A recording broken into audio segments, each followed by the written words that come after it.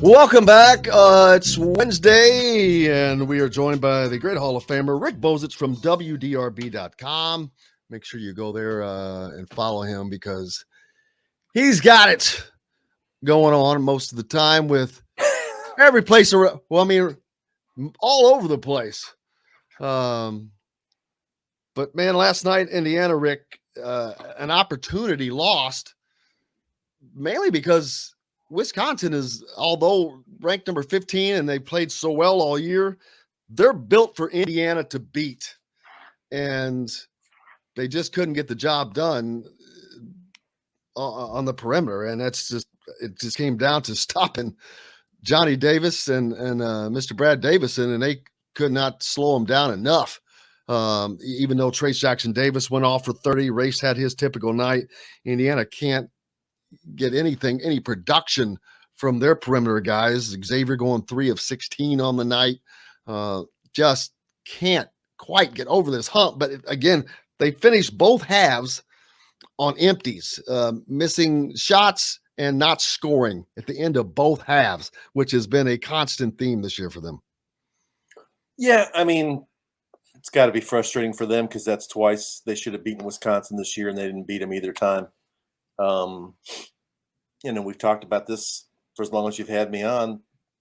Really, since Yogi Ferrell's been gone, they haven't had a stud guard. I mean, one guy you can say, give him the ball at the end of the game, he'll make the right decision, he'll make the play, he'll make the shot, he'll make sure somebody else makes the shot. They don't have that.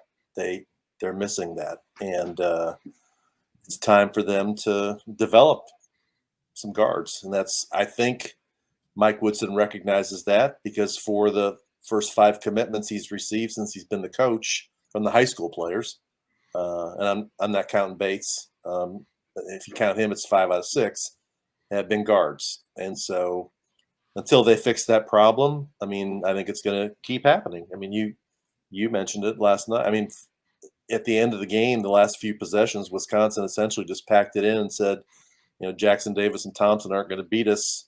Somebody else is going to have to do it, and nobody could do it.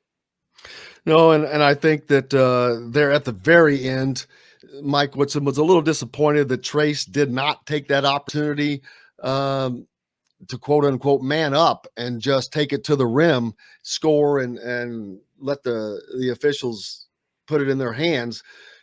I'm sure he would rather have taken that route than kicking it back out to Xavier, who had just a not a good shooting night, 3 of 16 overall.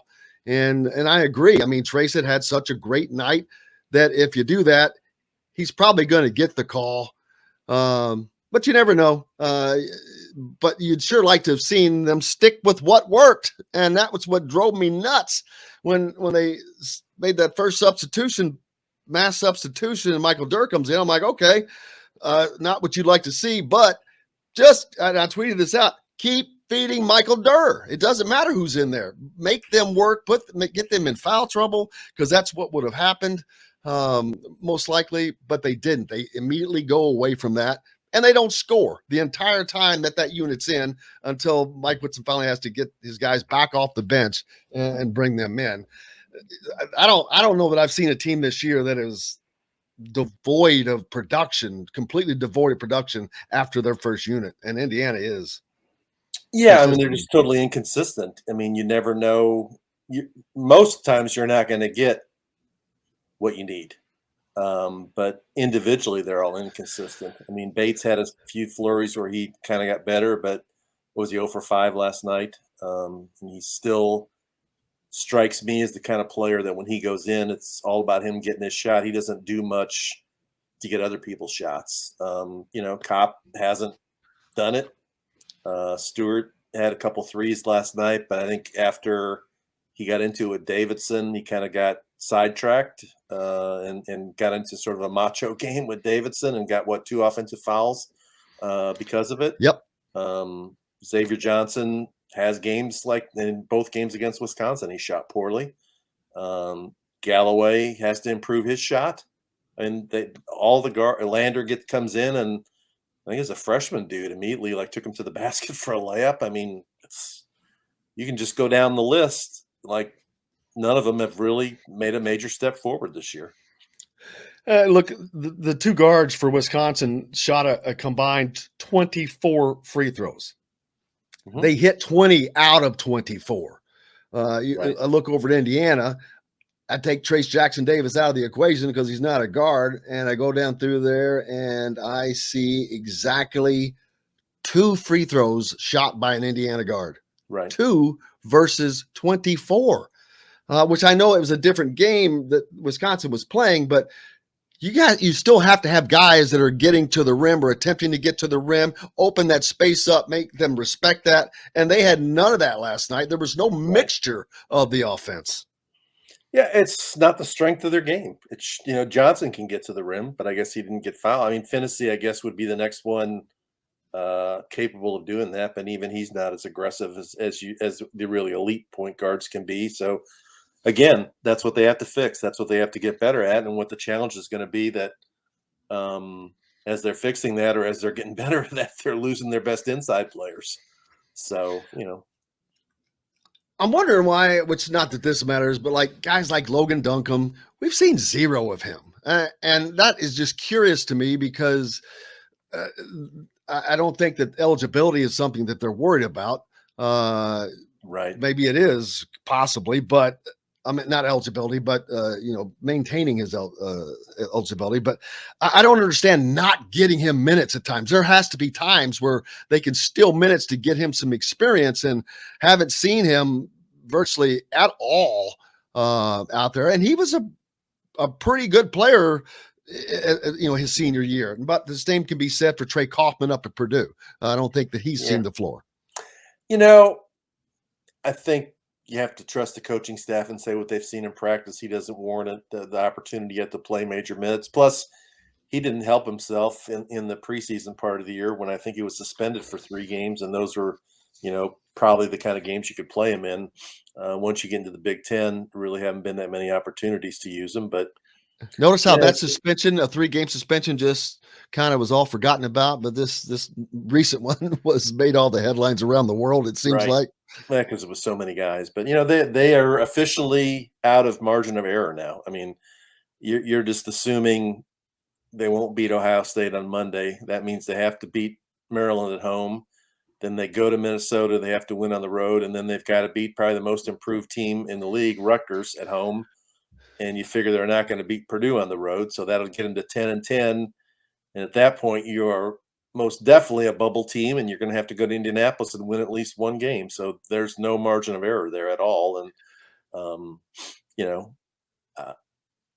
unless they would shock the world and win at Ohio State or Purdue, and we haven't really seen evidence that they're good enough to do that. No, we saw them beat Ohio State, but that was at home. Of course, as you said, much more difficult on the road. We have not seen the moxie to win on the road against a team like that. And that'll be a problem at Minnesota. Minnesota has not had a great year. Obviously, they're and third from the bottom, 3-11 in conference play. They're 12-11 overall, 7-5 at home. A lot of that came at the beginning of the season, but they've been a pesky team of sorts. Yeah. I'd call them, but the Barn's a tough place. It's a place where Indiana could possibly get a road win, and if you can add those to home wins that they definitely have to have against Maryland, and that makes Rutgers that game. Well, I mean, no game is a cinch for them. And then we talk about the next home game is Maryland. I mean, we just saw Maryland almost go into Purdue and beat them over the weekend, so that's no cinch. And I'm pretty sure it was Rutgers that beat Indiana 3 out of 3 last season, including the third one in the Big Ten tournament. So psychologically, Rutgers has to feel like, they're in a better position to get to the NCAA tournament, because aren't they like 9-5 or 10-5 in the Big Ten? And yes, they coming off of a nice win over someone as well. I forget who they beat recently, but Rutgers is so Rutgers is going to come in pretty confident they can beat Indiana. They did it last year at Piscataway, Bloomington, and Indianapolis.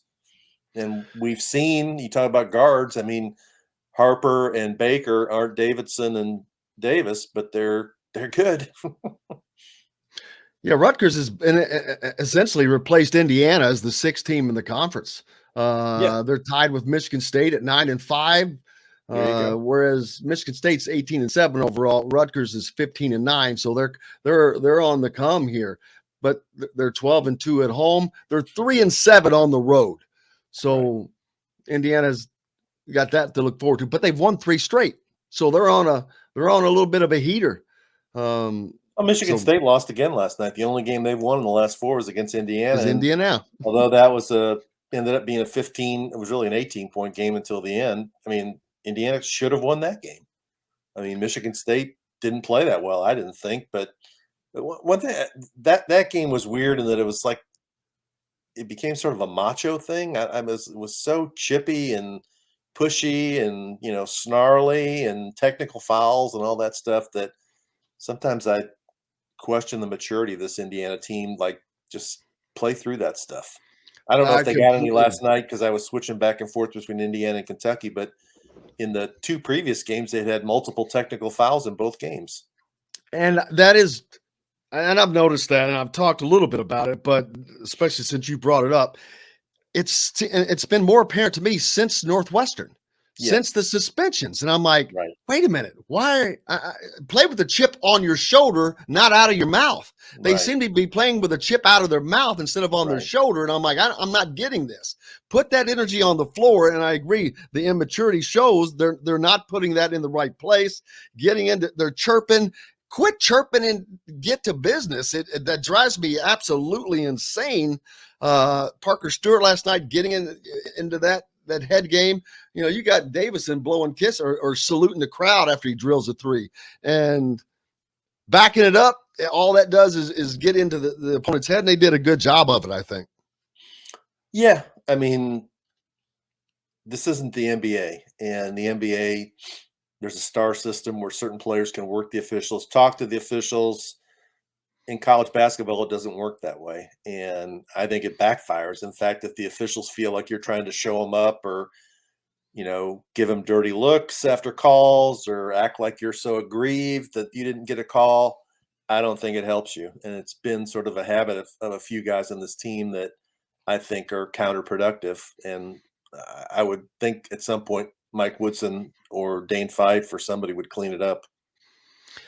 I'm surprised that they haven't. Maybe they think that they need that. They don't have what they need in other directions. So maybe they're trying to use that. Yeah, and they're using that. I don't know. Competitive edge. If you let it go over the line, if you don't control it, it doesn't really. It hurts you more than it helps you. Well, it's hurt them in a couple of those games where the other team's gotten free throws and possession of the ball. It hurt them in the Northwestern game for sure. The other team are hitting their free throws. That's 2 games in a row. They've given up 28 or more free throws, Rick. Right. Yeah, no, it's not been a good stretch. And so, I don't know what the answer is. There probably isn't an answer this year until they get some different guys in there in the backcourt running the team. But it's not working right now. And their offense has really gone backwards. If you look at some of the offensive efficiency numbers, it was better last year under Archie Miller than it is this year.